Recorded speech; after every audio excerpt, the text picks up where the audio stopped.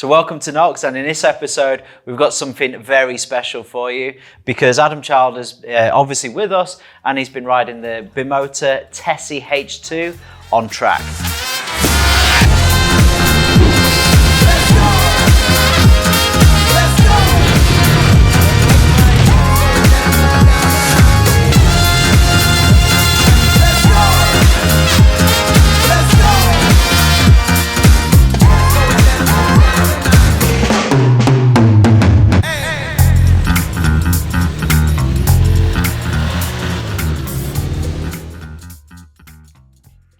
So Chad, there's a lot of theatre, it looks like, with this bike. It's got a Kawasaki supercharged engine. Yep. It looks like nothing else I've ever seen.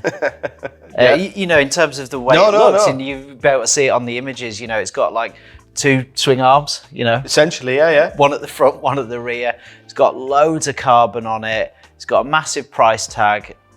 But what was it like to ride? Well, to start with, I mean, Bimota, to give a bit of background to it, to bring Yeah, of course, yeah, sorry. I sort of jumped in, I got a little bit too excited there. It is one of those bikes you just want to get on, but like, yeah. So Bimota historically started making bikes in the 70s. They never produced their own engine. So they would grab an engine off a Kawasaki or Ducati or Yamaha, well, originally Kawasaki, and they would go, well, your chassis is not very good, Kawasaki, because you built that to a price. We're going to build a better chassis, but use your engine. And that's their success, basically. And then they went from Kawasaki's, they've done Yamahas, they've done Kawasaki's, they've done Ducatis. And their gifted engineers have created awesome chassis that have won races. A lot of them went racing, they raced in World Superbikes, they made 500 two-strokes, they've done the full lot. But they're a small company in Italy and they've always been in and out of financial, you know, they do something, then they drop, then they do something, then they drop.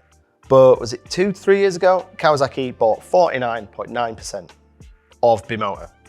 To give you some background, essentially what the small Italian company did, they went to Japan and said, oh, you own 49.9% of us, can we borrow some bits? And they went, what do you want to borrow? And they probably looked at each other and went, how about that supercharged engine that took you years to develop? We'll have that. And then they went, and we'll have your switchgear, and we'll have your clocks, and we'll have your rider aids and your lean sensitive. So basically all the work that Kawasaki's done for 5 years, they just gathered up, transported it back to Italy, and then sat down together and went, well, we've got 228 horsepower supercharged engine, and we've got the exhaust, and we've got the fueling, and we've got the airbox, and we've got all this, let's do our thing with it. And that's what they've done. So they've designed something truly different, awe-inspiring and amazing, but all the tough work, if you want to call it that, is Kawasaki. Depending on which side of the fence you sit, and I'm sure people are going to say this, well, you know, it's £60,000.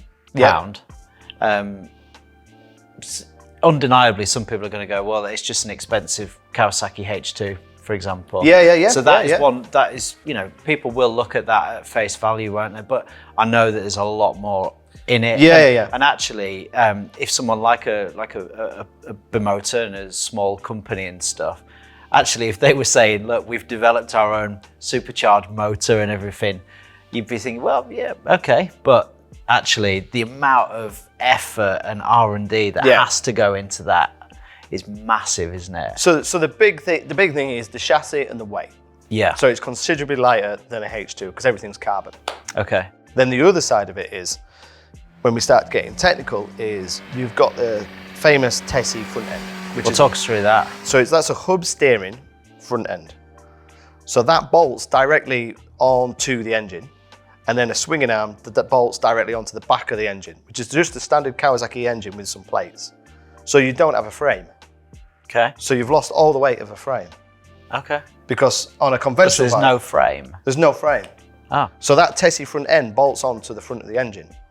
And then, so it's basically, if you have an engine in the middle, put a swinging arm on the front and a swinging arm on the back, and away you go. It's kind of like monocoque, sort of. Yeah, like a Panigale almost, you know, because that uses the engine. But they've got a bit of a frame at the front. Sure, to hold the steering bars. And... Well, this is all done by a series of rods and bolts. And then you have the front hub steering Tesi front end. Now the advantages of the hub steering front end is weight saving because you don't have to have a frame. Yeah. The other side is it separates the steering and the suspension and on all the controls. So by that I mean is if you brake really hard on a conventional bike, the forks dive. Sure. This doesn't dive. Okay. Bumps do not feel through the bars because it's like, it doesn't transfer. You just sort of feel them in the middle. Yeah, no, it's completely flat. Ah. So you can go down a straight, fast as you want, jump on the brakes, the back doesn't come round, the back doesn't lift because the forks don't dive. Okay. So the steering feels the same, always. The same, it's always consistent, it's all the time. So you go down a road that looks like it's going to be a tank slapping mess and it'll stay consistent and true. So in theory, you can brake later. It's much lighter because you don't have headstock, frame, forks. It's much lighter because you've got all this carbon fibre. And when you brake, you don't have any fork dive. Yeah. Now they're the advantages. The disadvantages is, when you brake heavy on a sports bike, you actually change the rake and trail in the wheel because the forks compress and that makes you turn. So you don't have that. Okay. So the bike, it's always the same. Okay. So obviously on a normal bike, if you brake a bit, it dives a little bit, doesn't it? If you brake a lot, it dives a lot. This doesn't matter if you brake a little or a lot, it's the same. Does that rob you of any sort of feedback or not? Yeah, well this is the thing, a bit like a BMW GS. You don't really feel the front, you don't feel that one-to-one connection. And this is the same with the Bimota, you have to trust the front rather than feel the front. It's a very different scenario, but the advantages are you can brake in theory later because the forks don't dive, you don't run out of travel and the rear doesn't lift.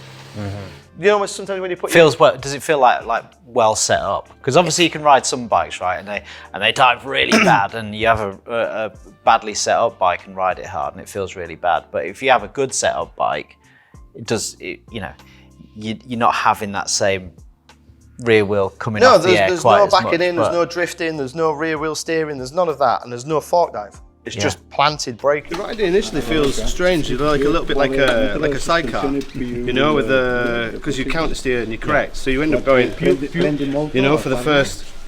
First lap. No, only the first, 2 corners. And the steering is much lighter. Is it? Much lighter. Oh. So the quoted weights are around 20 to 30 kilograms lighter than a H2, but it feels a lot lighter. Okay. And that's a combination of the really steep head angle and the carbon bodywork.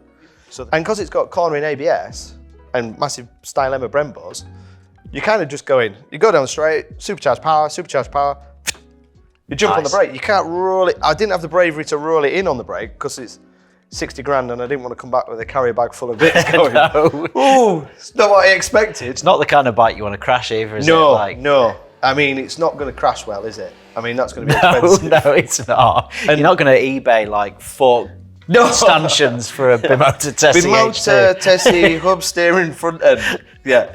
And everything's carbon. And it was, I think they only had 2 bikes. Slightly damp track and 230 horsepower. So yeah, let's see how that goes, eh? I mean, I'd love to try it on a bumpy road, and really make it have it. I mean, can you imagine like rocking up at a bike meet with one of them? It looks that's the thing. It looks but that's why I think people are going to buy this thing, isn't it? Because it's like, wow, what is that for a kickoff? Yeah. And then tell us a bit more about it. It's like a Drudge Jed meets kind of Bimota meets, and the fact that Bimota have just gone, right, well, we've got this partnership with Kawasaki. Should we build a 650 twin? No, sod it. Let's get the biggest engine they've got. Yeah. Yeah, brilliant. What we're going to do with it? Hub center, Tesi front end in it. And the arms are billet aluminium. So the front is billet aluminium one side, billet aluminium the other. Then the cross section is carbon that's been glued well, however they've put it together, and it's beautiful. And then the discs are inside the hub steering, and the calipers are like hidden on the top. The Stylema, they used to be at like 6 o'clock, and now they're at 12 o'clock. And you just look at it and go, I'd have that. It's just beautiful. It's just absolutely beautiful. I mean, 228, 230 horsepower, supercharged. You've ridden. Yeah, well, I was just going to say that, like that motor is it's unbelievable. I think, you know, every rider at least once in their life needs to try a Kawasaki supercharged engine, because you can have all these expectations and stuff, and it just like, wow, it's just power everywhere.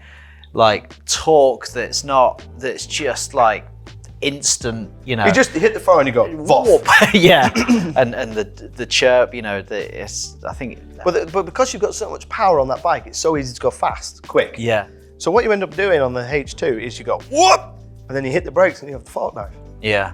Unless you don't have that. But the disadvantage of that engine is it's really snappy. Okay. You know, off the bottom. Okay. And Bimota know it is, but they can't do anything because they have to use exactly the same fueling, because they have to go through all the emissions. What you're really saying is they need to remap. There was several times. You've got to be careful. Yeah, I just wanted to go. I mean, it's got lean, sensitive, 6-axis, IMU, rider modes, traction control, engine brake assist. It's got all those things, and there was many a time you'd be down it and you could hear the traction working. It is stunning. It's one, you know, like, you know, when you go to a bike meet and you see people looking at a bike and they kind of stand there with a brew. And you go, and you go, why are you stood on that bike? It's just a normal V-Strum or something. And they're just looking at it. You know, this is a bike where you go, and you just stand, you know, where you just stood with your mate and you've not said anything. You're just kind of going, and then you look at the front, and then you look at that, and then you look at the exhaust, and you look at this, and then you look at, just all around the bike is just beauty. And it confuses people as well, you know, and it's like nothing else. I mean, Bimota have done Tesi front ends, but there is no petrol-driven Tesi front-ended bike on the market. That's it. And it's all built, well, all the Kawasaki bits obviously come from Japan. Sure. But all that carbon, all that chassis design, the front end, the back end, all assembled by Bimota staff in Italy. This is a hand-built bike by gifted engineers.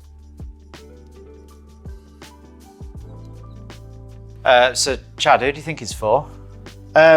Well, they're making limited numbers, so I think it's 250 for the carbon, 250 for the tricolor. And sadly, I think a lot of people are going to buy this and never ride it. Do you think? It's a £60,000 supercharged, unique thing. And I can't see it really going down in value. It's going to be, you know, one of those bikes that you'll see in a private collection or in a museum. And I think a lot of them will probably never be ridden. And then I think people who just love the look of it, who've got that kind of, it's supercar money.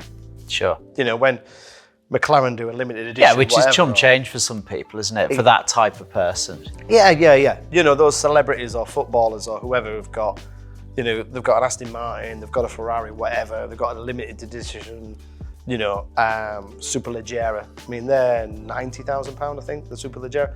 And this is another one of those bikes that you have, you know, in your hallway or whatever, and they'll probably be ridden once or twice. I mean, the chances of us going to Cadwell and seeing one in the fast group next week, it's just not going to happen. It's not going to happen. But the chances of seeing one, you know, in Milan maybe. Yeah. You know, the chances of seeing one where we were in Modena, which was a stone's throw from the Ferrari HQ, near where Maserati are built, in that kind of area, where you do see Ferraris and Maseratis driven around, then you might do, you know. It's that streets of Monaco type of thing. But in reality, I think they're going to go to private collectors in America or Australia or wherever it may be. And they're rarely going to see daylight. Connected to that, how do you actually buy one? Because I don't think they've got a dealer network. Yeah, there's dealers in the UK. Yeah, there is okay. A dealer in the UK. I think there's more than one dealer in the UK, so you can order them through the website and you can get them serviced here in the UK. By Kawasaki dealers or? No, it's Bimota dealer. Okay. But that's the great, like before you'd be like, well, where do I get the fueling for my Bimota from? Well, it's Kawasaki. Yeah. Where do I get the oil filter from? It's Kawasaki. Everything is Kawasaki. It's only the chassis bits. Okay. But if you've destroyed the chassis bit, then you're knackered out. Yeah, you are. You know what I mean? It's like, yeah. I always find it bizarre when people go to track days and they take spare forks. Like, really? Yeah. if you're going to crash that hard, you ain't going to have time to change the forks and you're going to be in Nobles. You know, so don't worry about it.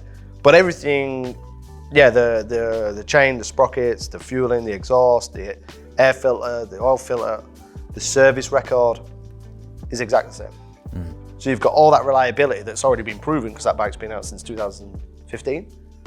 So that can be done by the Bimota dealer, and it's not going to be eye-wateringly expensive because it should be, in theory, just Kawasaki part numbers. So you could, in theory, tomorrow go to your Bimota dealer in the UK and say, I'll have a £60,000 Tesi. I think they've got one on demo, actually. Do they? I think they do.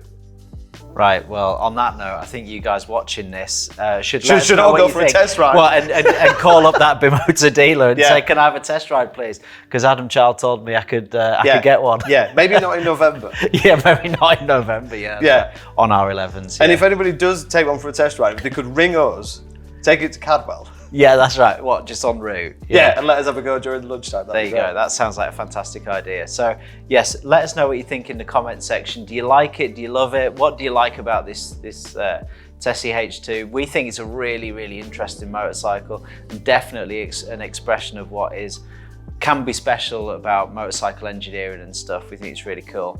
Please like, subscribe to the channel, check out all the Knox gear, and we'll see you on the next video.